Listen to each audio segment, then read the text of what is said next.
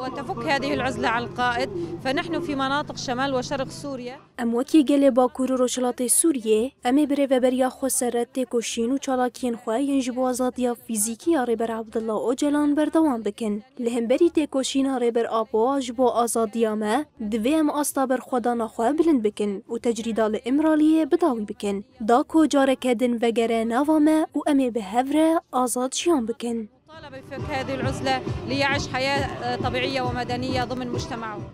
مطلبنا الأساسي وهو داخازه میا سرکی آزادی فیزیکی ریبر عبدالله اوجلانه. ریبر عبدالله اوجلان 25 سالن لگراو ایمرالیه را گردون و راستی بن پیگرنانده. ام بانگ لرخستن مرووی دکت کو تجریدال سر ریبر آبو یا گوره مرونی کر بشکینن. جبر کو تجریدال سر ریبر آبو سر تواهی مروفاهیه. هو عبارة عن تضييق على الإنسانية جمعاء.